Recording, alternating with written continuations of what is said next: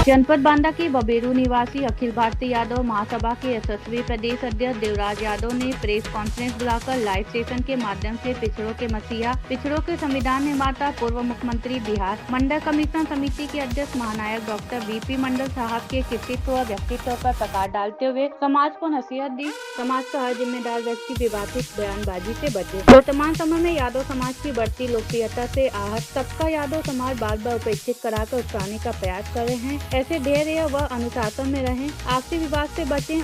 हमारे महापुरुषों ने देश व समाज के लिए सहायता देते रहे हैं। यादव समाज वह बहादुर कौम है जिसने सदैव मां भारती के लिए अपने प्राणों की आहुति देकर राष्ट्र निर्माण में अपना योगदान दिया है। मंडल अर्थात भारत की 52% ओबीसी जनता के संविधान निर्माता और वैचारिक हीरो सन 1965 में बिहार के दलितों के नरसंहार पर भयभीत होकर भरी विधानसभा से त्याग पत्र दे दिया। उनको न्याय दिलाने के लिए भूख हड़ताल और आंदोलन किए। सन 1978 में बिहार में दलितों को जिंदा जलाने और सैकड़ों घर फूंक देने पर संसद में दुख प्रकट करते हुए ऐतिहासिक भाषण दिए और उनके घर बनवाए। 20 दिसंबर 1978 ईस्वी को अन्य पिछड़ा वर्ग आयोग का जनता दल सरकार ने गठन किया और इसका अध्यक्ष डॉक्टर वीपी मंडल साहब जी को बनाया गया। उन्होंने 31 दिसंबर 1980 ईस्वी को राष्ट्रपति भारत सरकार को अपनी अनुशंसा सौंपी। इसे मंडल आयोग भी कहते हैं। बांदा से सुनील यादव की रिपोर्ट। पिछड़ों के मसीहा और पिछड़ों के संविधान मंडल कमीशन आयोग के अध्यक्ष रहे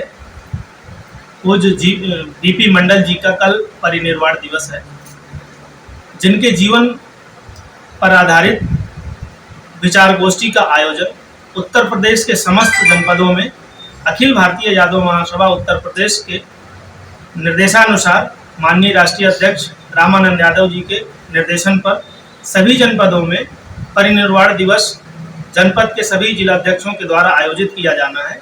इसके लिए उनको निर्देशित करने हेतु प्रेस कॉन्फ्रेंस के माध्यम से यह जानकारी देने के लिए आप सभी को आमंत्रित किया गया था और मैं आप सभी का धन्यवाद देता हूं अपने अखिल भारतीय यादव महासभा की तरफ से कि आप हमेशा अग्रणी भूमिका में खड़े होकर समाज के उन तमाम मुद्दों को उजागर करने में अपना योगदान देते हैं जिनसे देश की आस्था, एकता, अखंडता बनी रहती है।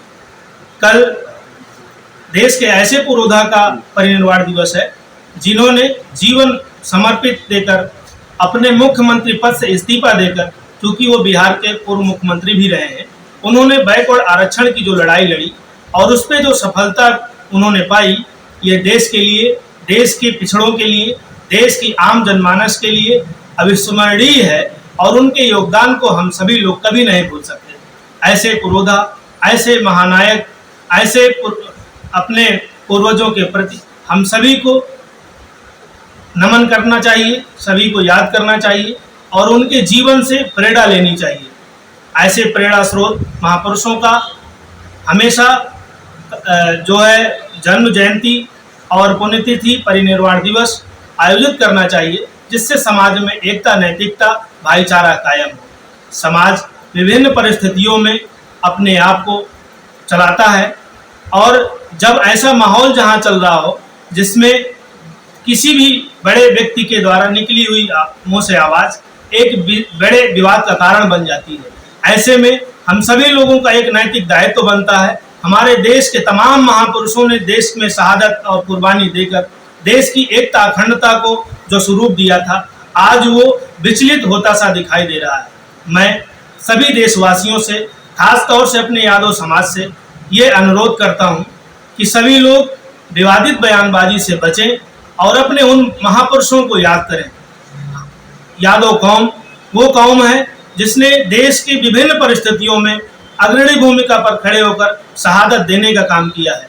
देश की नैतिकता, एकता, अखंडता को बनाए रखने के लिए हमेशा अपना महत्वपूर्ण योगदान दिया है। यादव समाज वह गौरवशाली इतिहास और मुकाम पर है जिसमें देश के तमाम बड़े स्तरों पर पहुंचकर देश का ही नहीं बल्कि विदेशों में भी जाकर अपने गौरवशाली इतिहास के लिए जाने जाने वाली कौम है। अहीर रेजिमेंट की मांग हम लोगों की निरंतर चली आ रही है और हम देश की वर्तमान सरकार से गुजारिश भी करते हैं कि रेजिमेंट में अहीर रेजिमेंट का निर्माण करें, जिससे कि ये यादव समाज देश के लिए कुर्बान होती रही है और आज भी अपने हक और अधिकार के लिए ये लड़ाई निरंतर जारी रखती है। मैं देश के उस पिछड़ों और अल्पसंख्यकों, दलितों और अपने यादव समाज के तमाम उन चेहरों से ये अनुरोध करता हूँ कि अपने महापुरुषों को समय समय पर याद करते रहें, विवादों से बचें, एकता और नैतिकता को सदैव बनाए रखें, जिससे हमारा देश हमेशा आगे बढ़ता रहे और देश में हमेशा अमन चैन और भाईचारा कायम रहे।